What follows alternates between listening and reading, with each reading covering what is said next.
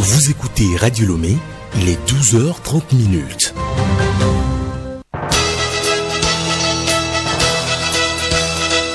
Le journal Henri Ochocho.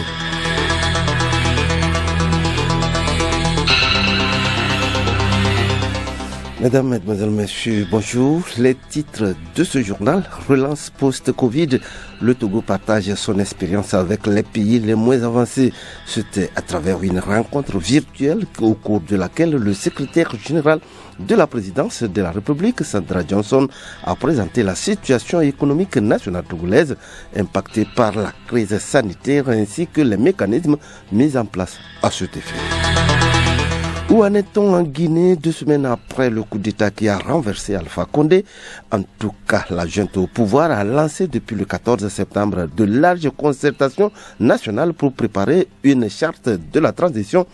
Pendant ce temps, la CEDEAO hausse le ton sur le retour rapide à l'ordre constitutionnel, ce que refuse le CNRD qui assure qu'il ne cédera pas aux pressions. Et puis, plusieurs morts ce lundi dans une fusillade à l'université d'Epène. Nous sommes là, en Russie. L'assaillant, dont l'identité n'a pas été révélée, a pénétré sur le campus de l'université ce matin et aurait ensuite ouvert le feu. Bilan encore provisoire, 6 morts et au moins 28 blessés.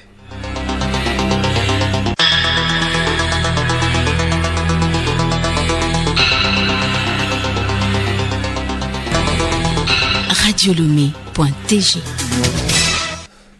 Mesdames, Mesdemoiselles, Messieurs, bienvenue dans ce journal. Nous l'édition en titre: le Togo, représenté par le secrétaire général de la présidence de la République, Sandra Johnson, a participé en fin de semaine dernière à une réunion ministérielle des pays les moins avancés, PMA. La rencontre organisée virtuellement a été l'occasion pour la ministre de présenter la situation économique nationale impactée par la crise sanitaire ainsi que les mécanismes mis en place pour relancer la période post-Covid-19. Le Togo, à l'instar des autres pays du monde, est affecté par la pandémie au coronavirus qui a eu un impact considérable sur la vie des populations sur les plans économiques, social et sanitaire. La crise du Covid-19 a été inédite dans son ampleur et dans sa soudaineté. Elle a occasionné des pertes estimées à presque 4 points de pourcentage du PIB, 1,8% en 2020 contre 5,3% en 2019, a dans ce sens rappelé Sandra Johnson. La responsable a détaillé les actions entreprises par le gouvernement togolais pour amorcer une reprise graduelle de l'économie, réajustement de la stratégie de développement avec l'adoption d'une nouvelle feuille de route gouvernementale 2020-2025, mise en œuvre de la stratégie des 3 R, riposte, résilience, relance, pour contenir la maladie, assurer la croissance et atteindre les prévisions estimées à 4,8% pour l'année 2021, poursuite de l'investissement dans les secteurs à fort potentiel, opérationnalisation de la PIA, mise en service des centrales solaires ou encore déploiement de nouvelles mesures sanitaires et sociales. Face à la réduction drastique des flux de financement vers les PMA, le Togo a de nouveau plaidé pour une mobilisation plus accrue des partenaires internationaux et des institutions financières à travers la réallocation des droits de tirage spéciaux DTS et l'accès universel aux vaccins. Pour rappel, les pays les moins avancés sont une catégorie de pays créée en 1971 par les Nations Unies et qui regroupe les pays de la planète les moins développés sur le plan socio-économique sur la base de certains critères. À ce jour, 46 nations, dont plus de 30 en Afrique, appartiennent à ce groupe. L'usage de filets de pêche à maille similaire à celle du moustiquaire demeure encore interdit au Togo. Le rappel déjà effectué l'an dernier a été de nouveau fait il y a quelques jours par le ministère de l'économie maritime et de la pêche.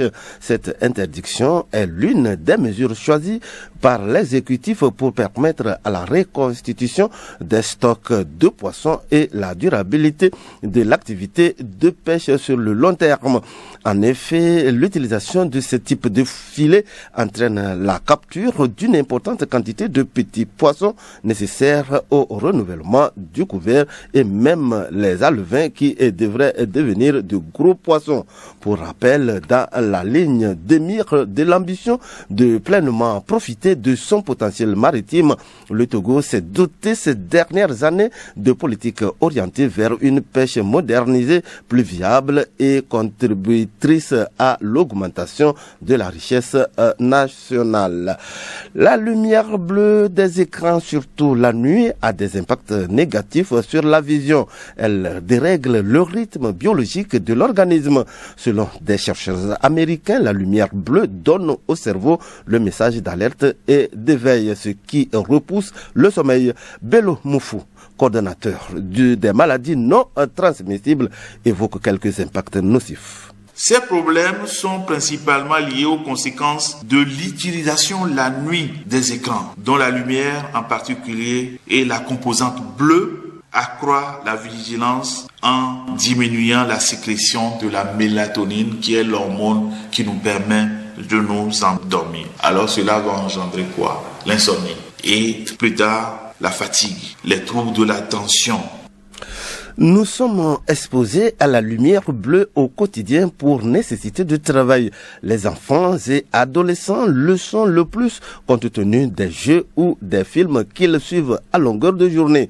Les conséquences sur la rétine des yeux avec le coordonnateur national des maladies nationales. Lorsque ces enfants sont exposés à ces écrans, ça peut engendrer certains désordres au niveau du cerveau, des troubles du sommeil, des troubles psychiatriques tels que la dépression, l'anxiété, la peur ou des troubles de la personnalité. L'appréhension de certains de cette question est compliquée chez l'enfant et l'adolescent en raison de la diversité des contextes psychologiques et des situations individuelles, ce qui peut entraîner également la sécrétion excessive de certaines hormones et qui plus tard vont se tarir au niveau du cerveau, entraînant certaines maladies comme plus tard la maladie de Parkinson ou même la maladie d'Alzheimer.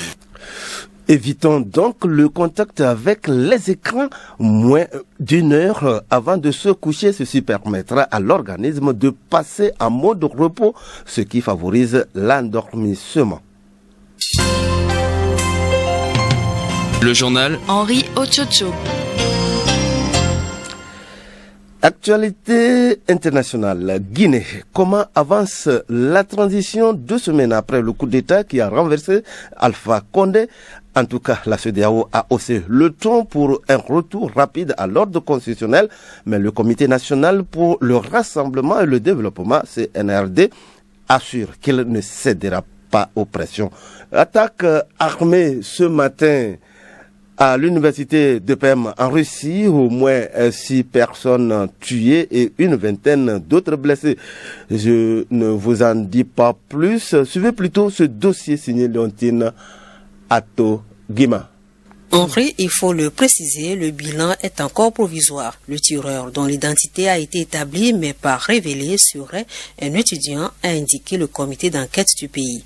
Un média évoque un étudiant de première année de 18 ans qui aurait décrit sur le Facebook russe comment il avait acheté un fusil à pompe.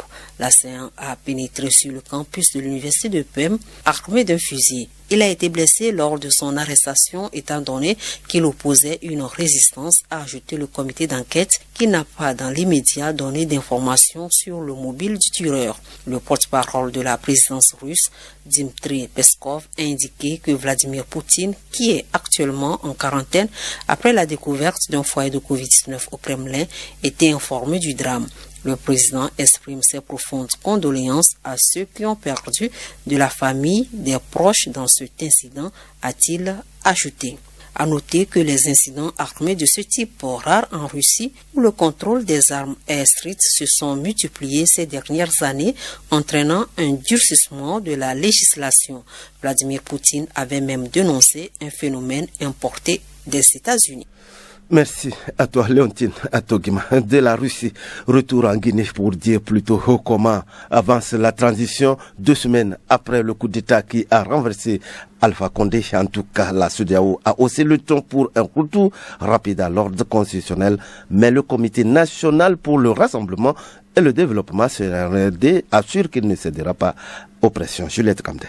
Les concertations nationales se poursuivent ce lundi pour une nouvelle journée consacrée à ces échanges avec les forces vives de la nation. Ces concertations servent de prise de contact entre le CNRD et les différents acteurs, partis politiques, opérateurs miniers, missions diplomatiques, représentants de la diaspora ou encore acteurs culturels pour ce lundi. Voilà comment le colonel Mamadi Doumbouya, à la tête de la junte, expliquait sa démarche devant les organisations de la société civile. Personnellement, je serai à l'écoute de tout le monde pour la réussite de la transition. C'est notre dernière chance. Nous n'avons pas le droit à l'erreur. Ratissez large, envoyez-nous vos propositions pertinentes, cohérentes et adéquates. Il s'agit de la refondation cette fois-ci, car nous ne venons pas bricoler. Il ne faudra pas se précipiter, estime Mariama Diallo Si, chef d'entreprise et représentante des femmes de la société civile. La Guinée est un pays malade, malade de ses institutions, de ses hommes, de son environnement. Il faut remettre tout à plat. Il vaut mieux aller lentement mais sûrement et bien que de vouloir aller rapidement sans entrer dans le fond des choses. Et puis, Juliette Kamdé, de son côté, la CEDEAO veut au contraire aller vite. Elle exige un délai de 6 mois pour organiser des élections. L'organisation ouest-africaine est échaudée par les coups d'État survenus au Mali. Elle a aussi décidé des sanctions contre les responsables de la junte. Le CNRD a répondu assez sèchement en affirmant « Notre mission se passe en Guinée, donc pas besoin de voyager et nous n'avons rien à geler sur nos comptes. » Alors, est-ce le début d'un bras de fer entre la junte et l'organisation? Oumar Bari est chercheur en sciences politiques. Il dit « Les décisions de la CEDEAO, c'est aussi une question de principe. C'est la condamnation de tous les changements anticonstitutionnels. Je comprends parfaitement cette démarche-là. Mais il y a ces dernières années une rupture avec les peuples. Lorsque les peuples crient à des modifications constitutionnelles non consensuelles, la CEDEAO est absente. Ce qui fait qu'aujourd'hui, en Guinée, la décision de la CEDEAO est contestée par une partie de l'opinion nationale. Je pense que la junte doit négocier avec la CEDEAO et bien sûr aussi avec les acteurs politiques en Guinée pour définir une durée de la transition afin d'éviter les sanctions de la CEDEAO ou des sanctions que la CEDEAO pourrait demander à l'Union européenne ou à un autre acteur international qui peuvent avoir un impact négatif sur le fonctionnement de la transition. L'organisation ouest-africaine demande aussi la libération immédiate et sans condition d'Alpha Condé. Sur le sort du président renversé, la junte assure qu'il demeurera en Guinée. Certaines sources indiquent d'ailleurs que lui-même aurait décliné l'option d'une sortie du territoire proposée par la CEDEAO. Écoutez Radio Lomé et vous avez tout le Togo dans votre maison. Chronique juridique. Dans la chronique juridique de ce lundi, Hélène Sabi revient sur le bilan des maisons de justice dressées lors du Conseil des ministres tenu mercredi dernier à Lomé. Démarrées depuis 2018, les maisons de justice dont la mission est de faciliter par la conciliation ou la médiation la résolution de petits litiges ont enregistré des résultats encourageants. Ainsi, au premier semestre 2021, 1209 saisines, dont 449 demandes d'information juridique et 760 demandes de médiation-conciliation ont été recensées. Ces résultats témoignent, selon le gouvernement, de l'adhésion de la population à cette initiative présidentielle. Professeur Akoda Yewadan, ministre en charge de la communication, porte-parole du gouvernement. Les taux de réussite des médiations-conciliation avoisinent les 92-93%. Et les populations à la base peuvent également obtenir de l'information juridique auprès des maisons de justice. Autrement dit, dans les maisons de justice, l'on conseille également les populations. On peut les orienter vers les juridictions si cela s'impose. On peut aussi les orienter ailleurs. En tout cas, en matière de conseil juridique, on peut les satisfaire dans les maisons de justice. À ce jour, 9 maisons de justice ont déjà été créées au Togo. Le professeur Akoda Yewadan explique les critères d'implantation. Il y a un premier critère qui est celui de l'éloignement des localités des juridictions traditionnelles. Il y a un critère démographique qui n'est pas négligeable, mais il y a aussi un critère d'indice de pauvreté. Et ces critères-là, corrélés avec d'autres, permettent d'identifier des lieux sur le territoire où l'on peut implanter des maisons de justice. Ce qu'il faut savoir, c'est que aujourd'hui, dans toutes les régions, il y a une maison de justice. Et l'objectif est d'en implanter dans toutes les préfectures du Togo. Les maisons de justice apportent un premier niveau de conseil et d'information juridique aux populations à la base. Leur fonctionnement repose sur 3 principes: gratuité, simplicité et célérité. À lundi prochain pour un autre numéro.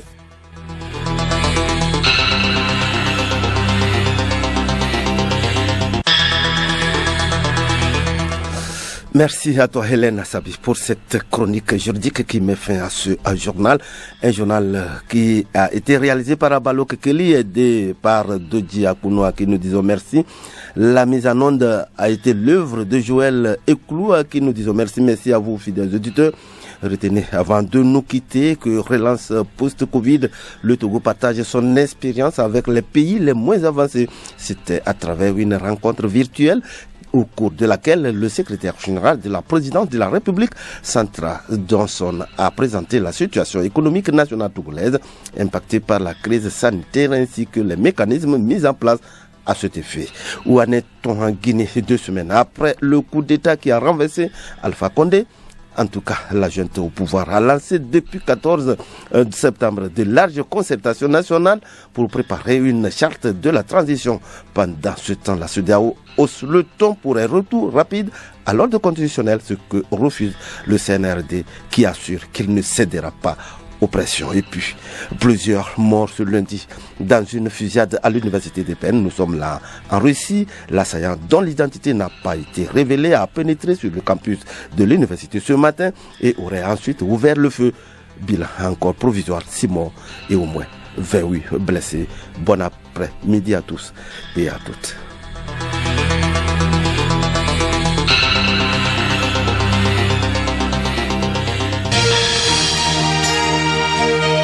Radio Lomé, boîte postale 434, email radiolomé@radiolomé.tg.